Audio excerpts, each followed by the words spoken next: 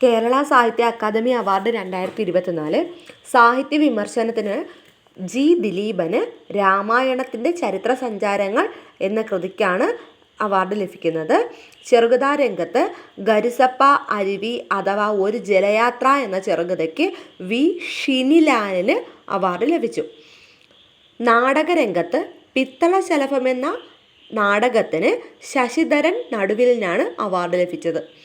വൈജ്ഞാനിക സാഹിത്യ രംഗത്ത് നിർമ്മിത ബുദ്ധിക്കാലത്തെ സാമൂഹിക രാഷ്ട്രീയ ജീവിതം എന്ന കൃതിക്ക് ദീപക് പിക്ക് അവാർഡ് ലഭിച്ചു. നോവൽ രംഗത്ത് ആനോ എന്ന നോവലിന് GR ഇന്ദുഗോപൻ അവാർഡ് വാങ്ങി. ജീവചരിത്രം അഥവാ ആത്മകഥാ രംഗത്ത് ഞാനെന്ന ഭാവം എന്ന കൃതിക്ക് ഡോക്ടർ കെ രാജശേഖരൻ നായരാണ് കേരള സാഹിത്യ അക്കാദമി അവാർഡിന് അർഹനായത്. കവിതാരംഗത്ത് മുരിങ്ങ വാഴ കറിവേപ്പ് എന്ന കവിതയ്ക്ക് അനിതാ തമ്പിക്ക് അവാർഡ് ലഭിച്ചു.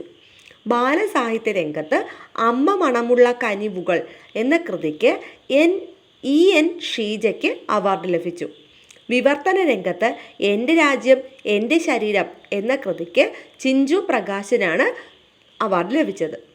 യാത്രാ വിവരണ രംഗത്ത് ആരോഹണം ഹിമാലയം എന്ന കൃതിക്ക് KR അജയൻ അവാർഡ് വാങ്ങി.